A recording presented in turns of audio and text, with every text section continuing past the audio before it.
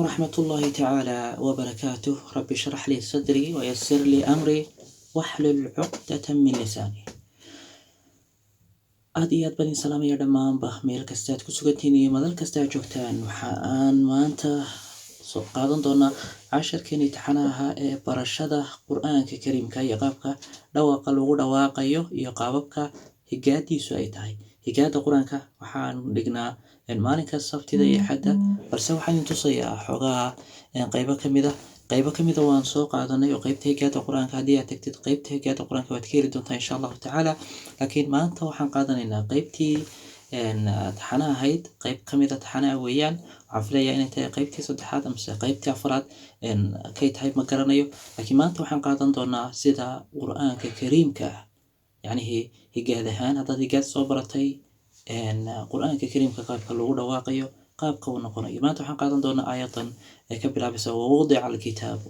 aayadda halkan ka bilaabanaysa ayaan qaadan doonaa. halkaas ka bilaabanaysa, halkaasay ku joogsan doontaa. marka aayaddaasi qaabka lagu dhawaaqayo iyo sida aad u baratayba qur-aanka higaadiisu ama qur-aanka qaabka loo higaadiyo wuu ka yara duwan yahay qaababka qoraal ahaan loo barto. marka waxyaabaha laga reebaa, waxyaabaha lagu daraa, waxyaabaha la kansalaa ama aan yacnihi lagu dhawaaqin baa jira. waxyaabahaasoo dhan ayaa jira. marka maanta waxaan qaadan doonaa qaybtii saddexaad baan filayaa, haddaanayba qaybtii afraad ahayn. marka aynu hore u galno insha allahu tacaala. aayadan qur-aanka halkan inoo yaala. marka hore waynu kala dhigdhigaynaa, marka xigtana aayadda oo qur-aanka oo buuxda ayaynu akhriyi doonaa. marka haddaan soo dhaweeyo oo meel dhow kuu soo dhigo ilaahay qur-aankiisa kariimka ah sharafta leh, aynu barano qaabka loogu dhawaaqayo. qaybtan waxaan ugu talagalay waxa loo yaqaano baro qur-aanka kariimka ah ayaa loo yaqaanaa. marka aad aragtid kelmadan al haddaad aragtid, waxaa sida muhiimka ah in laga soo bilaabo halkaa ilaa halkaa la akhriyo, inaan lagu joogsan keliya qaybtan yare halkana, qaybtan yacni halkana keliya inaan lagu joogsan, balse ay tahay inaad akhrisid ilaa iyo halkaa ilaa halkaa. haddii al ku jirto, marka waxaad fiirinaysaa jumladda qaybta labaad baa fiirinaysaa al ma ku jirta ha ilaa halkaa isku wada akhri. maxay noqonaysaa? waawu wa iyo wu iyo di oo daad ah, wawudica markaad tiraahid, haddii al ku xigto, al ay ku xigto halkaa, waxaa la tuurayaa kan hore ayaa la tuurayaa, mar walba waa la tuurayaa. haddii haddaba aanay intani jiri lahayn oo kale, oo aanay halkaa ka bilaaban lahayn, xarafka la tuuraya lama tuureen, waxaa la dhigi kordhig baa lagu samaysan lahaa, kabacdin alkitaabu waa lagu dhawaaqi lahaa. laakiin haddii jumla ka horeyso, jumladaasi ama wax harakale, wax kordhig leh ama hoos dhig leh ama gudniinba hadduu ka horeeyo, saddexda waa kordhig iyo hoos dhig iyo gudniin, hadduu ka horeeyo alifkaa yar halkaa ku jira, markaa isaga waa la tuurayaa. ka horeynta waa maxay? maxaa ula jeedaa ka horeynta?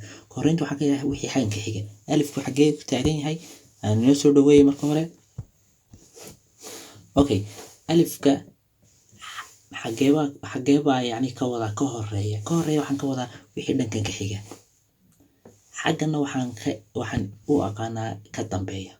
marka alifkan haddii uu ka horeeyo wax kordhig ama hoos dhig ama gudniin mid kuun leh, hadduu xaggan ka xigo, dhankan ka xigo, yacni alifka waa la tuurayaa. marka haddii intan oo dhan ayna ku jiri lahayn oo kale, alifkan kordhig baa loo samaysan lahaa ama hoos dhig ama gudniin, hadba ku yahay ayaa loo samaysan lahaa. laakiin qaabka marna kordhig looga dhigayo, marna hoos dhig laga dhigayo, marna gudniin, insha allah waa qaadan doona iyadana.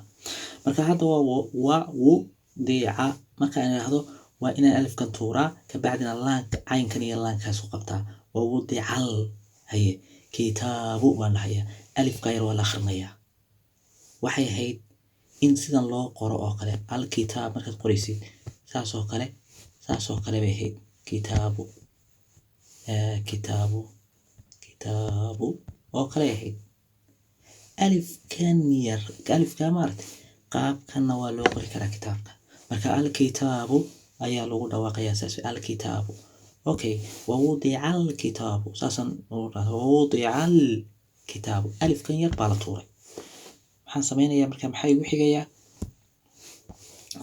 xigayaa haddana waxaad aragtaan xarafka ku xiga haddaad eegtid xarafkan ashi buu leeyahay. marka haddana waxa weeye in labada intaasoo dhan la isku qaado. okay, waxaa la yiri quraanka sida uu qirayo waxa weeyaan haddii kan waa reebniin. kitaabku inta badan reebniinka inta badan qaybo ka mid ah ma qoro. marka ya-daasi waxa dul saaran waa reebniin laakiin laguma tusayo. alifkan yar isaga laftigiisa waxa la yiraahdo iska reebniin nooca waxa loo yaqaan. kanna waa mid reebniin kale. quraanku saddex reebniin oo isku xiga ma ogola. waxa la rabaa saddexda reebniin in laga soo qaato kaliya hal. kee la soo qaadanaya kee baa la tuuraya. waxa la ka ugu dambeeya uun hala reeb inta kale la tuuro. waxa la tuurayaa ka ugu dambeeya maxaa ka wadaa waxaan la 1 iyo 2 iyo 3 saddex reebniin ba meesha galay. marka maxaa la reebaya maxaa la tuuraya. waxa la reebanayaa kan ayaa la reebay kan ayaa haraya. kan waa la tuurayaa kan waa la tuurayaa kana waa la tuurayaa. labada hore waa la tuurayaa. labada hore waxa ka wadaa kan labadan ka dambe kan ugu dambeeya ka saddexaad ah kaas la reebanaya. marka maxaa la tuurayaa ya-dan waa la tuurayaa alifkan waa la tuurayaa. waxaan sameynayaa marka labada tuur kan hay ku dhawaaqi maayo kana ku dhawaaqi maayo sababtoo hal reebniin un baa loo goliyay. marka saddex reebniin baa meesha soo galay.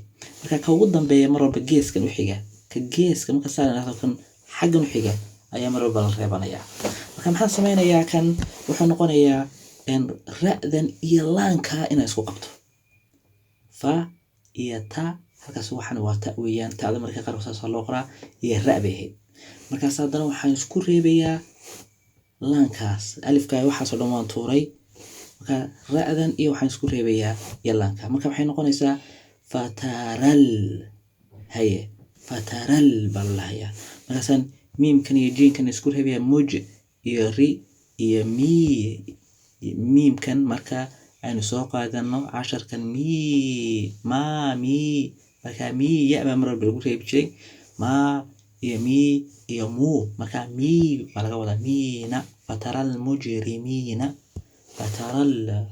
fataral mujrimina. okay, marka dhankiisa kale ayaan eegayaa. okay, mushfiqiina bariixiga mush waa mush iyo fi iyo qiina mushfiqiina oo ya-dan waa reeban tahay. okay, waxa xiga shadka marka uu sidan yahay oo kale labadan miim marka hore waa la isku reebayaa. miim baa la isku dhahayaa miim marka la isku dhaho ayaa haddana maadan caadigeeda lagu dhawaaqayaa maa la dhahayaa maa soma marka hore labada miim isku reeb miim isku dheh haddana maa dheh waa qaabka weeyaan. haddii aad rabtid inaad ogaatid waxaa jira 10 aan kaga hadlayno shadka noocan waxaas la yiraahdaa 10 dhan oo aad u tafatiran baa jira oo shadka kaga hadlayno. 10kaas si fiican u soo fiirsanaysaa markaas waxaad ogaanaysaa sababta la isugu dhajinayo. waxa laga yaabaa macallinkaagu inaanu ku barin in la isku dhajiyo shadku waxa uu yahay. marka waa la isku dhajinayaa labada. marka mimma baa la dhahayaa mimma waa saas lagu dhawaaqayaa. haye intana waxay isku noqonaysaa intan hoose waxay noqonaysaa fiihi iyo hi hada hadday ugu dambayso qaabkaas loo qoraa. hada kana laha dadka qayb waxay isku khaldaan kelmadda hada waliba dadka qurbaha weeyaan waayo ereyada qurbaha loo adeegsado ha ma leh saas daradeed ha bay dhahaan. marka hada iyo hada waa isku khaldan inta badan. marka anigu waxaan ka hadlayaa xarafka noocaas ah hadduu ugu dambeeyo laba qaab baa loo qoraa. mar waxa weeyaan sidan hadda halkan ku aragtid weeyaan marna waxa loo qoraa iyadoo oo kala waa marka uu wow ama deel ama daal uu dhanka ka xigayo kuwaas adigu 6 xaraf balay haddii xaga ka xigaan saas loo qoraa. hadu saan looma qoro waa marka saan loo qoro waa markay ugu horeyso iyo markay dhexda ku jirto iyadana qaabkaas oo kale loo qorayo. laakiin markay ugu dambayso weligaa ay Allah arkimaysid hada oo ugu dambayso oo sida loo qorayo.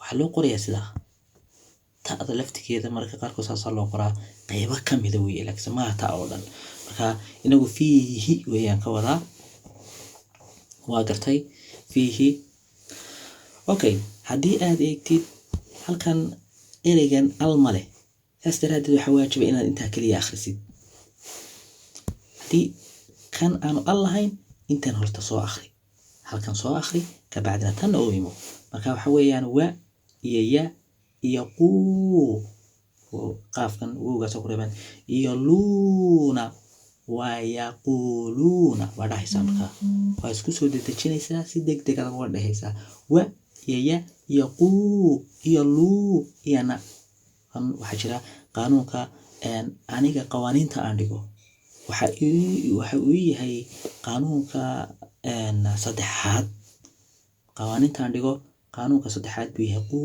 iyo luu qaanuunka saddexaad marka casharadeeda haddii aad la socotid oo taagtaago la socotid waxaan oo dhan si fiican baad u garan doontaa wayaquluuna haye waxaan mar walba idiin sheegay in alifka lagu dhawaaqayo oo ya-dii meeshii yaa saa loo qori jiray qur-aanku marka qaarkood saa u qoro marka yaa baan kaa doonaya inaad tiraahid yaa haye wowgan iyo ya-dan way isku reeban tahay marka wowgu waa kordhigan yahay qaanuunkan inuu qaanuunka lixaad yahay ma filaya ama shanaad labada mid uun buu yahay qawaaniinta aan dhigo marka way baa loogu dhawaaqaa wii maaha waa way wow hadduu kordhigan yahay wowgu waa kordhigan yahay soo maartid marka way baa lagu dhawaaqaya ya-duna markaysaa tahay way haye iyo la iyo ta iyo na waylatana yaa waylatana saasaa lagu dhawaaqaya yaa waylatana yaa waylatana intaas waa yaa waylatana halkan waxaan kusoo sheegay wayaquluuna yaa waylatana okay waa sii soconaynaa quraanka inta badan ma sheego ma miimu alif ma haday tahay alif baa lagu taagi jiray mi ya baa lagu ba la socota marka mu wow baa la socon jirtay marka alifka iyo ya-da iyo wowga la socda xarako ma yeelo quraanku marka inta badan hadaa aragtay anoo saa u dhigaya waxa weeyaan xarfihii aanu xarakada u yeeli jirin weeye quraanku laakiin waxa laga wadaa inuu ku reeban yahay marka maali weeyaan tani maali haye alifkii waa ka marka hada baan dhahay hada aan dhaho hadaba hada haddii aan dhaho ashi haddaan aan yareeyo ashi intii waa taa intan yacnihii reebniin kale ka alifkaasna waa reeban yahay marka waxaan sameynayaa saddex reebniin baa halka ku arkaa waa kan iyo kan iyo kan laba ka mid aan tuuraya labada hore aan tuuraya kana waa tuuraya kana waa tuuraya marka daalka yallaankaas ay isku qabanayaa haadal baan dhahayaa haadal haye ki waa taa hoos dhig weeyaan taabi baan dhahayaa oo alifka yar waa lagu dhawaaqayaa maali haadal kitaabi maali هذا الكتاب قابكاس ayaan dhahayaa maali hada alkitab marka haddaan inta isku soo akhriyo waxa weeyaan oo xagga ka soo bilaabo halkaas ka soo bilaabo halka ka soo bilaabo wayaquluuna ya waylatana maali hada alkitab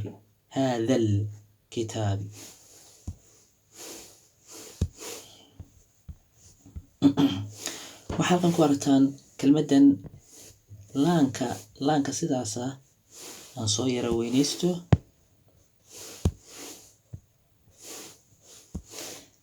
sideedaba laanka haddii alif uu ku xigo alifkaasi ama mid kor dhigan ha noqdo ama mid aan kor dhignayn ha noqdee haddii laamba uu alif ku xigo qaabkaas loo qoraa quraanka iyo carabiga oo dhanba qaabkaas ayaa loo qoray laan alif baa lahaa laan iyo alif oo isu wata marka sidaas u ogsoonow marka kelmadda waxa weeyaan waa aniga oo saas intaan u qori lahaa quraanku iyo carabigaba saas loo qoraa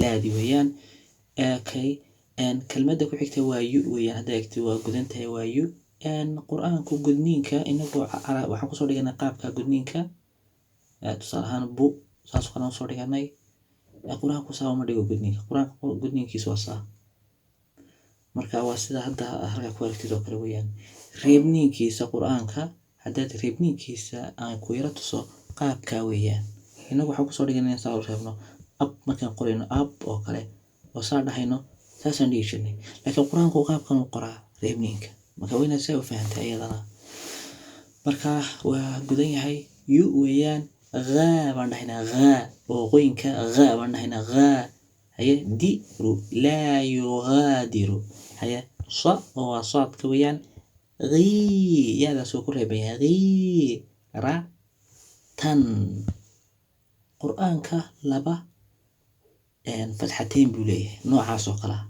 ميدو يسليك تهي وهداك هدا تن اكتب هدا سيفي عنو اركتد اسمه در ليكا وحال ربي halka inay takana ku soo joogso tanna inay halkaas oo kale ahaato taas oo kale baa waxa ay tahay tii aynu quraan aan ku baran jirnay gaada an in un laakiin tan sidan ma an inti ma tan maanta kordhig oo kale qaab kordhig oo kale loo la xisaabtamaya waxa dhahaya saqiira taw wuuga sal ku soo xidhaya saqiira taw samaati saqiira taw qaab ina kordhig oo kale oo u soo yara eegtay weeyaan laakiin mar waxa rabaa in aynu ku barano qayb kale ayaynu ku baran doonaa oo markay tanwiinta tahay tanwiin baa loo yaqaanaa laakiin quraanka laba tanwiin bay leedahay mid waa noocan aan isdhar leekayn waa maxay waa nooc aan sidaas oo kale isu leekayn seetay waa xawiya qaabkaas oo kale tan haddaan aragno waa qaabkaas oo kale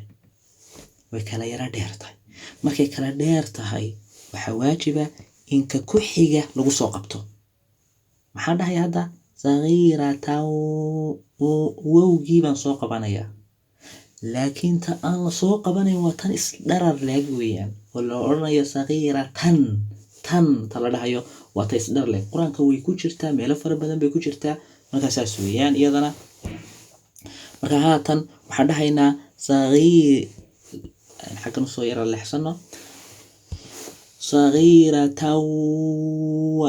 بعدها صغيرة تن لما دحيا تو ولا يا صغيرة ولا صغيرة ولا دحيا qaab kordhig oo kale ayaa loo xisaabinayaa saas weeyaan wowgan wa iyo wa weeyaan iyo la marka wowgan cabar bal u yara kanaya oo صغيرة inta yar bal waxa kanaya xuruufta qunaha weeyaan marka wala wa iyo la weeyaan ka waa tantiis arlakay marka hadaa soo eegtid tan iyo tan isku mid ma tan waxa la dhahayaa kabiratan tan kan lagu xiri maayo kan ku xiga lagu xiri maayo laakiin kan waxa la dhahayaa sagiiratan wowgaas lagu xiraya wowgaas taw qaabkan ugu dhawaaqay waarta laakiin tan dambe wala kabiratan tan balaaya marka quraanku isu dheer leeyihiin tan ayaa loo yaqaanaa okay marka waa fahanay baan filayaa sagiiratan wala kabiratan marka shad baad halkan ku aragtaa shadku waxa uu la micno yahay marka hore alifkan hoos dhiga leh iyo laankan inaan isku reebo oo il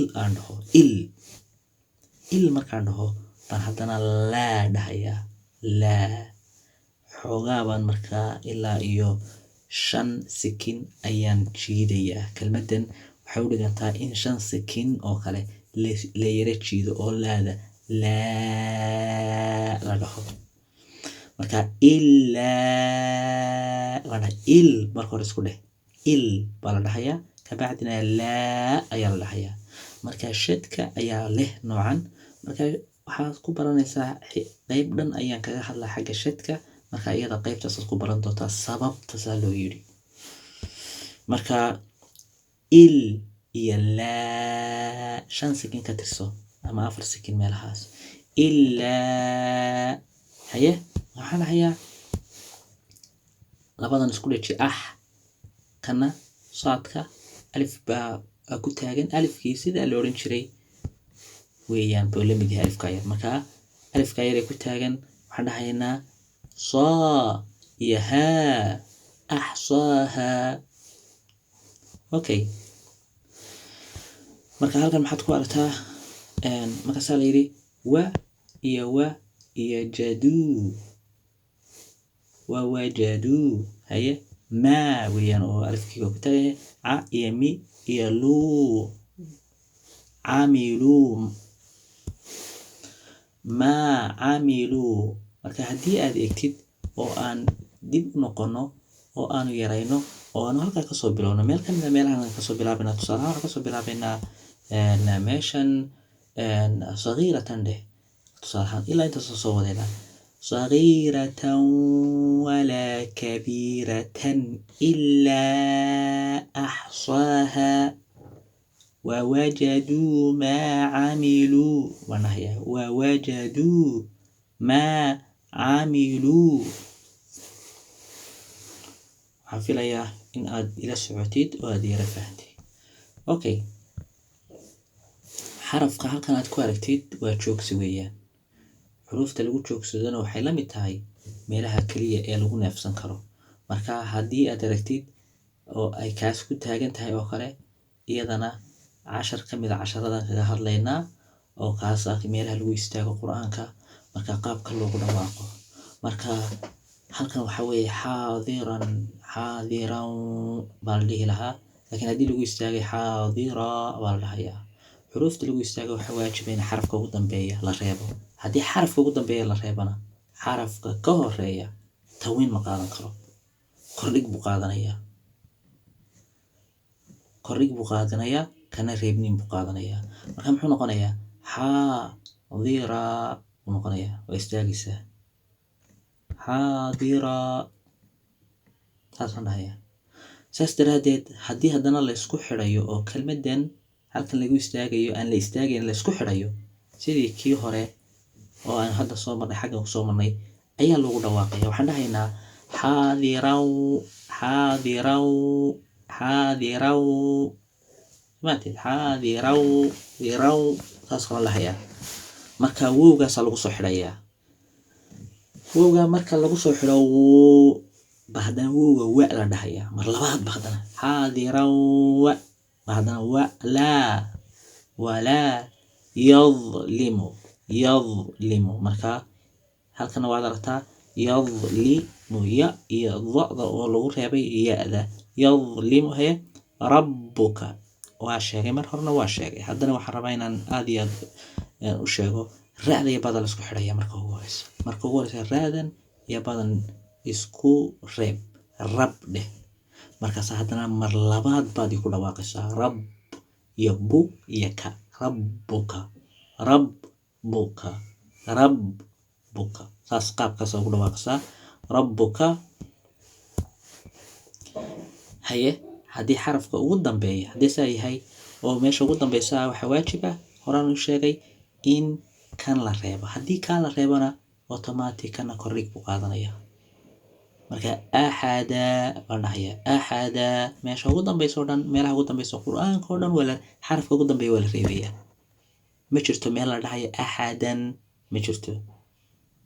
marka waxa weeyaan haddii axadan aad dhahaysid waanaad aayadda kusii xigtana sii socotaa oo aanad istaagin. hadday istaagaysid waa in xarafka ugu dambeeya mar walba aad reebta. mar walba istaagaysid xarafka ugu dambeeya waa in la reebaa. marka maxay noqonaysaa axada. okay waxaan rabnaa aayaddii aan kusoo jirnay in badan kusoo jirnay inaan hal mar isku soo akhrino ayaan doonaynaa. marka qaabka u noqonayaa أعوذ بالله من الشيطان الرجيم. ووضع الكتاب فترى المجرمين مشفقين مما فيه ويقولون يا ويلتنا ما لهذا الكتاب لا يغادر صغيرة ولا كبيرة إلا أحصاها ووجدوا ما عملوا حاضرا ولا يظلم ربك أحدا. qaabkan u akhrinay waad aragtaa waxa weeyaan ووضع الكتاب فترى المجرمين مشفقين مما فيه ويقولون يا ويلتنا ما لهذا الكتاب لا يغادر صغيرة ولا كبيرة إلا أحصاها ووجدوا ما عملوا حاضرا ولا يظلم ربك أحدا. أيضاس أيينو ما تقصو قادني عشر كيني أنو مقعدرني برشدا هكادا قرآن كريمك مركا إن شاء الله تعالى halkaasaan kusoo joojin doonaa. waxaan leenahay dhammaantiinba waxaan kaga tegayaa sida iyo ismaqal dambe. wax jira xiisado badan oo aan bixiyo waa qaybta online-ka ku bixiyo. marka haddii aad diyaar u tahay in aad baratid qaybaha gaada waxaan kugu soo dhaweynaynaa qaybaha durusta ah ee aan bixino. waxaan leenahay dhammaantiinba subxaanaka allahuma rabbana wabixamdik ashhadu an laa ilaaha illaa anta astaghfiruka وأتوب إليك.